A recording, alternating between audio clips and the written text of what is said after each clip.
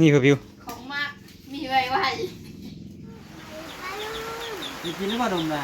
กินละเอาเลยเอาไหมอย่าทุบก็คอยก็ได้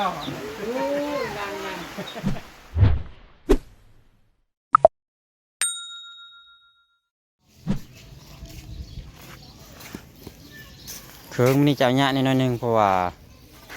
ไซเบอร์โทรยืนยันเอาจังได้พระเจ้าจะบอกให้เขาเอาทางตัวคอมไม่เยอะเพิ่มมันยากนำเบอร์น้องบิวไม่ได้ดินแอปเครื่องกับจักรถจักรมาเครื่องตัวนี้แห้งใหญ่เอาเมื่อยากว่ามียังอยู่ในนี่โอ้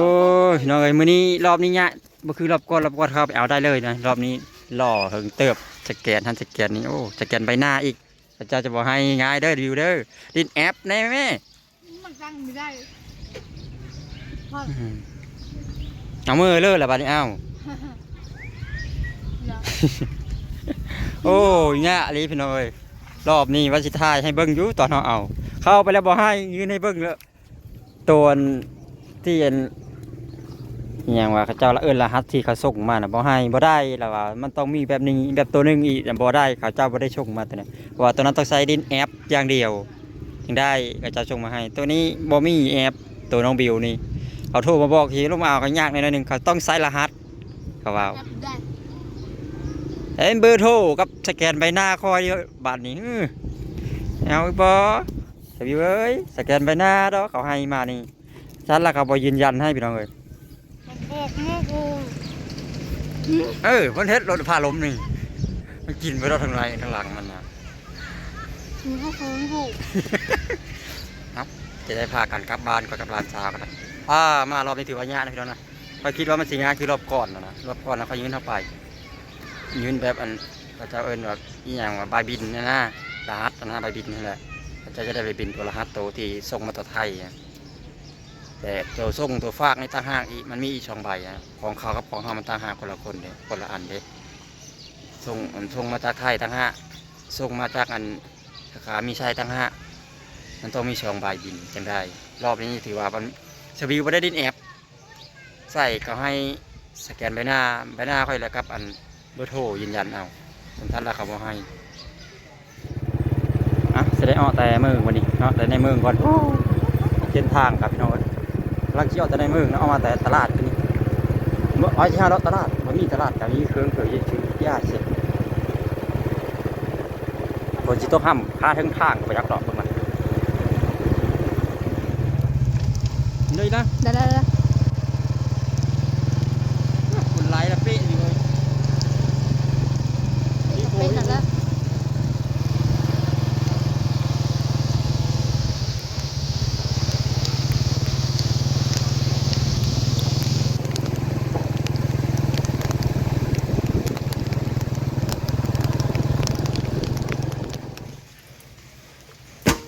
บาทนี้ก็เป๊ะมาแล้วยังหอดเชื่อชามฝนตกนัดทางคือไก่ตกน้ำนี่ ไปมือไปหุ่นนี่กะเห็นเลยเห็ดนี่พอจะอยู่มาลำใหญ่เขานะ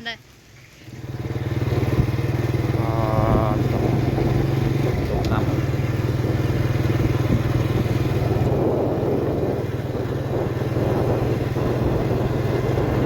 เย็นดิ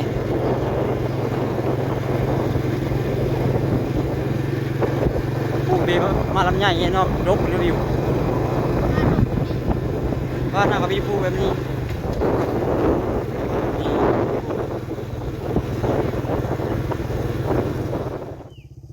นี่เจ้าเบิ่งจะภาพเส้นทางไปเนื้อเลือดละบันนี่ยังไม่ล้มคานี่ผมบอกโอ้เราขโมยเมนนารีนะขามาดีกว่านี้เลยฝนตกห้ำนะ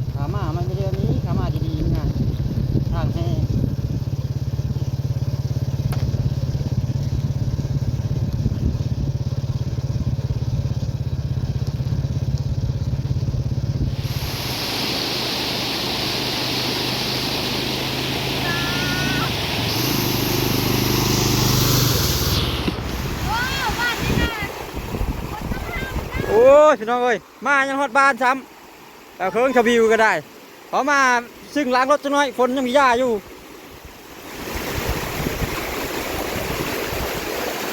เสได็จมือก่อนฮะเครื่องกระเป๊ะมาแล้วดอกเมื่อแก๊สตะบังเดินพี่น้องเอ้ยรถกะคือเห็นนี่ละขี้ตมอกโลกอยู่ไหมอะไรกันเนี่ยละพอๆกันอยู่เฮิร์ดพี่น้องฝนตกปะนี่ อาจิโร่คนตึ้งฟ้านี่มี เอาพากันมาเธอละ2 ในลานในบ้านกับลานไปพี่น้องไปปะฝนห้าม2เธอฮอดเซ่น้ำข้ามเซ่โจมเคอลงไปไว้ข้ามฟังแล้วก็เอารถมาไปอี นี่ นี่คือวิว ของมากมีไว้ไว้ ของมักมีไว้ไว้ โอ้ ขอบใจแล้วบ่อายเพิ่นน่ะ ขอบใจเดลาเด้อนี่อันนี้ อื คอยมั มบ่ของฝาก ดีอันนั้นก็เลย เอาเบังดูมีเพิ่นแน่เตะมันพี่น้องเอ้ยเอากองให้ลุมพี่เคยนะแม่ สำหรับของฝากขอบใจอาย ขอบใจ อายฮักน้องบิวนี่เดี๋ยวเด้แฟนอุ่นชาวิวลุ้นในกองเงินสีขาวๆกองบ่ดอก เพิ่นลุ้นอยู่มาพี่เอาไปบ่ทบกันเอาพี่ หมดแล้ว นี่ตอนนี้ก็โตพี่น้องเอ้ย ค่อยกิน ภาคนะ ทางนะโคตรยากขนาดโลดขาไปนะสบายค่อยลงเอาอยู่ไม่ดิขามาอยู่ย แท้แน่คักคายพูดเด้ ของคอยผู้เดียวพี่เลยได้ของคนผู้เดียวเด้ แกดูบ้านนั่นน่ะ ชุ่มชื่นเป๊ะครับขนาด มาแข่ง นะ เดียว อันนี้จนน่าจะถึงได้เลย แข่งเดียวว่า พี่เลยฮะนะ แข่งเดียวแกเอาป่ะ แกะกล้องแบบนั้นเลย มัน ชื่ มี อชุดอยู่แกะ ปลาหน้าแม่ตัวหน้าป่ะมาดินี่คือของกินมีไว้ไหมของข้าวนี่มิกของสงกรานต์ มาแกะเถิงบนเตะครับขนาดโลดเปื่อยมันแกะเลย แต่ปั้นอยู่เนี่ย ห้ามซองคือห้ามบนก็ได้โอ้พี่คนนี้เนาะ ดูแล้ว โอ้ยมันคัก มีแต่ฮอดเทิด พอเทินล้างก็ดูสิน้ำมาห้ำอีกโอ้ฝนนี่น้ำเนี่ยเปิดมาแล้วนั่นอ่ะ ว้าย อืม หมุนบนล่าง เปิด ว่า วั เวี ด ยด นี่ นาม เลยเพิ่มของนี่ของแคบของแคบที่ใจเลยไอ้ผ่าตาน้อยสั้ มาน แข่งเดียว นี่ขอบใจหลายๆเด้อสำหรับของป้า ขอบ อาย ใจหลายเด้อนี่ เป็นหยัง คืออะไร เอามาเด้อ เอามาแบ่งเดียว แม่ เด้อ คึงละเด้ เอามาแบ่งเดียวเด้อ เล ร้อย ยนี่ 500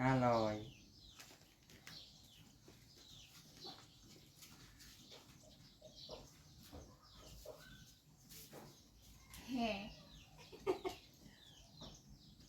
ขอบใจหลายๆสำหรับของฝากของต้อนของอยู่ของกิน แห่ ขอให้สุขภาพแข็งแรงเด้อไอายเด้อร่ำรวย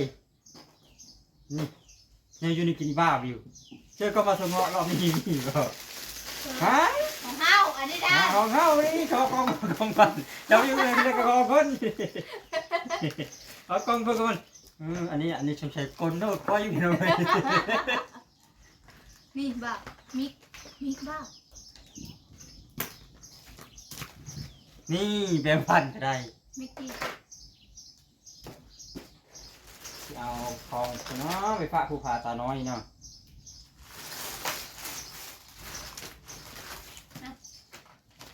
นี่มีตัดก็ได้รอบนี้แบ่งพัน ก็เฮาทำนี่พอละว่ะพอละ เป๊ะสุดปุ้ย เจ็บ เลย โอ้โหทีเดียวนี่นะอย่าเราไม่สนใจนั้นแล้วนะเราสนใจอันนี้ นี่โอเวนตินได้แล้วพี่น้องเว้ยโอเวนติน ของเจ้ายูบีบ่ะ อันนี้กล้องของซาบิวแล้วที่มาแกะเบิ่งมามีเพิ่นแน่ มีใบบ่ะ มะผมมะไม้พี่น้องผลไม้พี่น้อง 1 2 3 4 พี่เลยนี่บิว 1 2 3 บิวไปเลยนี่บิว สี่ มันยังวะบิว ห้า มันยังนี่อ่ะกระป๋องยังนี่นะ ของ บิว หนูเอง ของงูฮะแล้วของงูจะกินนะมะเพื่อนี่มาถั่วงอกได้กินนี่แล้วอู้หูได้แล้วบิว บิวอันนี้ก็บิว ได้กินนี่ได้พี่น้องอะไรมาถั่วงอก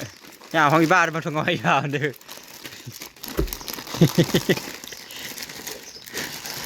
เพิ่มผู้พาตาน้อยก่อนหาเลยก่อน นี่บอกหลายเลย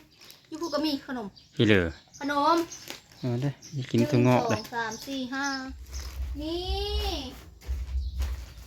หาเก็บขนมมาเฮ้ไปต้อนผู้พาตาน้อยก่อน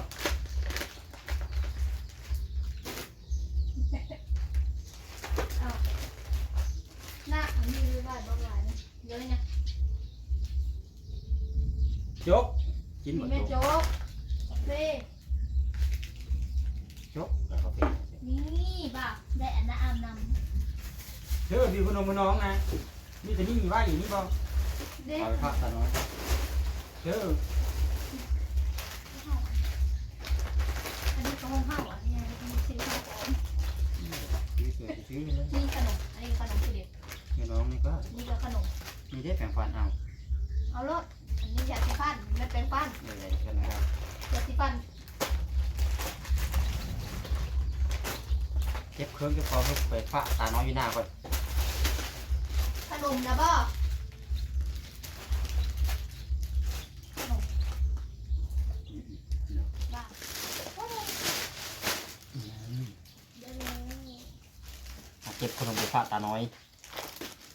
แต่ร้อยที่ผ่าท่าอยู่เนี่ย ผู้พากับตาน้อยอันนี้เอาไว้เพื่อเป็นต้มผู้พาท่านแล้วหน้าพี่น้องเลยที่จะให้ตาหน้าพวกเราไปได้เฮากองปลานี่ก็เอาไปเพราะว่าเอาไว้เฮิร์นอยู่2-3 อันอยู่ไว้กินระยะมันขึ้นอยู่ให้อยู่เนื้อเฮิร์นนี่พี่น้องเลย แต่น้อยกินฟองปลา ช่วยลายไปอยู่ให้อยู่หน้านะ นั่น เห็น ได้ ไหม บ่าฟองปลามีน้ำพริกพอ ตัวของป่านี่เวลาขึ้นมาแต่เฮ็ดเวทมือกินนะ น้ำพริกแท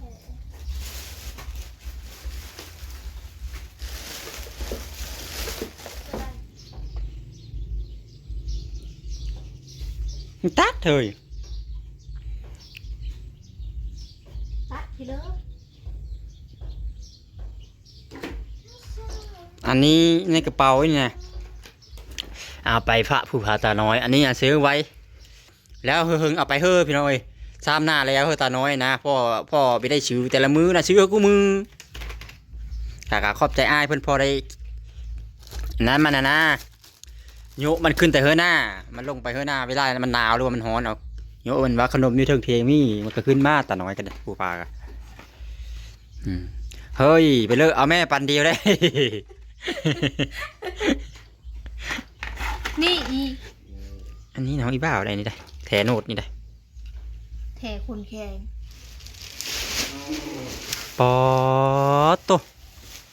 ยังดีนะคอยมาเทินกับสวิวก่อนนะโมโตขึ้นคอยมาฮอดก้อนแห้งเต็กพี่น้องเอ้ยมาสะกุกกมาแล้ว พังเชียงมานะ ไปหน้าได้บ่เด้ ปอดโต มาละ โทมยักษ์พี่น้องเอ้ย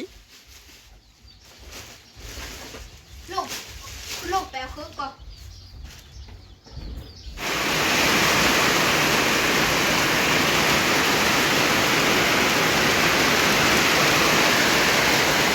ยังดีแต่มาฮอดเทินก่อนมันซัดละเป๊ะอันนั้นก็มาห้ำ2 เทินห้ำแต่ว่ามันแล่นกาย2 เทินน่ะจากกายปุ๊ดพี่น้องเอ้ยรอบนี้แห้งนะนี่พอสิไปหน้าเอาเครื่องเตรียมเครื่องให้ผู้พาตาน้อยแล้วบดท่านในอ้อแต่เฮิรนสัมพลมากกว่าแล้วนี่โตกว่าจะหอนหน้าเป๊ะหมด ไปที่เหลือนั้นมันเยอะ ลืมจองไปเลยไปถือมาจังอัน หน้า ตาน้อยบ่เห็น เต็มกระเป๋าก่อน นี่หน้าปากกระเป๋า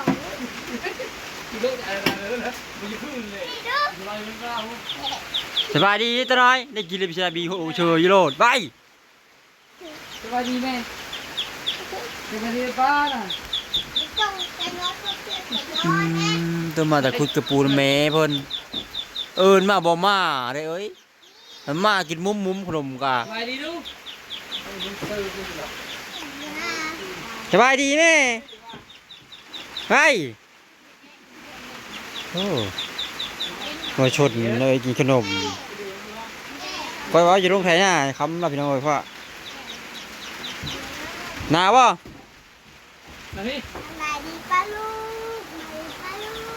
ง กินหรือเปล่านมนะ กินละ กินแล้วลืมภาษาชูจะชู โอเค เอาไปเลยเอาไปเอาเลย ลูกเอาลูกเอาลูกเอา นกเอาเลย ลูกเอาลูก เอาไหมอย่าชูก็คอยกันเรา ลูกดังนะ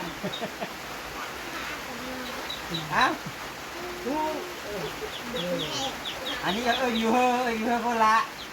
เขาเลยเขาทำ ไป ไปแล้วเจ้าอันนี้แต่ไหนมึงแค่ ไปหาสิบบาทมาพี่